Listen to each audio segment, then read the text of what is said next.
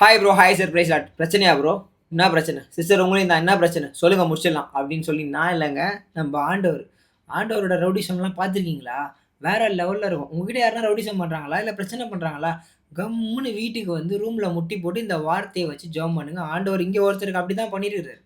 Okay, வேற மாதிரி சம்பவம். என்னடா ஒன்றுமே புரியல, டேய் என்னடா பேசுறேன்றீங்களா? நான் பேசினா புரியாது, அவர் பேசுவார். அவரோட ரவுடிசம் என்னன்றதை நீங்களே பாருங்க. வார்த்தைக்குள்ளே போயிடுறேன். யோசுவாவின் புத்தகம் 1ஆம் அதிகாரம் 5ஆம் வசனம் எல்லாருக்குமே தெரியும்.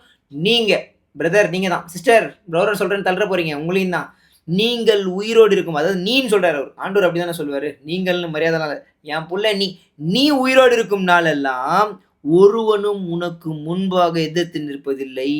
நான் மோசே கூட இருந்தேன் சொன்னல, ஒருத்தர் கூட இருந்தார், மோசே கூட இருந்தது போல உன் கூடயே இருப்பேன்னு யோசுவா கிட்ட சொன்னாரு. ஆனா அந்த யோசுவா கிட்ட சொன்னவர் இன்னைக்கு தீர்க்க தரிசனம் உங்ககிட்ட சொல்றாரு, உன் கூடயே நிற்பேன், உனக்கு எதிராக உருவாக்கப்படுற எல்லா பிரச்சனையும் ஒண்ணுமே இல்லாம ஆக்கும். அதுக்கப்புறம் சொல்லியிருக்காரு பாருங்க, உன்னை கைவிடவும் மாட்டேன், உன்னை விட்டு விலகவும் மாட்டேன், நீ ஏன் புள்ள அப்படின்றார். புரியுதா?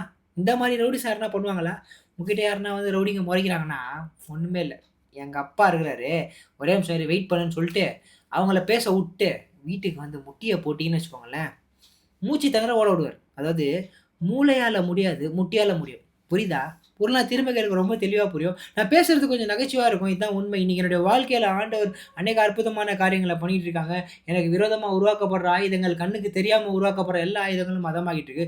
ஒருவேளை பிரதர், சிஸ்டர், இந்த பாவத்தினால பிரச்சனையா, கண்ணுக்கு தெரியாத ஒரு சில பிரச்சனையா, வானமண்டலத்தின் பொல்லாத ஆவிகளை சங்காரம் பண்ண என் தேவனால கூட முடியும். என் தேவனால மட்டும்தான் கூட முடியும். வேற எதுவும் கிடையாது. நீங்க உயிரோட இருக்கிற நாள் வரைக்கும் உங்களுக்கு முன்னாடி எதுவுமே நிக்க முடியாது. நீங்க அவருக்கு முன்னாடி போய் நின்னீங்கன்னா, நீங்க அவருக்கு முன்னாடி நிக்காதனால தான் பிரச்சனையே. புரியுதா? Go and sit with his presence. அவருக்கு முன்னாடி நிக்க ஆரம்பிங்க. கர்த்தர் காரியங்களை மாற்றி வைப்பார்.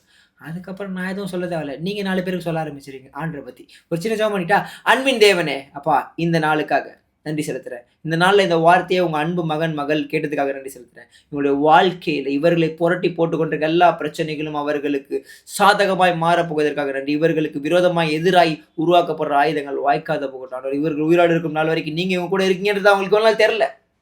நீங்க ஒரு சண்டைக்காரி, நீங்க பயங்கரமா அவங்களுக்கு போனீங்கன்னு அவங்களுக்கு தெரியல. எல்லா காரியங்களையும் தெரியப்படுத்துங்க, பலப்படுத்துங்க, வழி நடத்துங்க, சகாயம் பண்ணுங்க. உங்களுடைய பிரசன்னம் மகிமை அவங்களை ஆட்கொள்ட்டாண்டவர். எதிராய் வருகிறவர்கள் ஏறு வழியாய் ஓடுட்டாண்டவரே, அச்சு கூட ஓடுங்க ஆண்டவரே. இயேசுவின் நாமத்தில் ஜெபிக்கிற நல்ல பிதாவே, ஆமென்.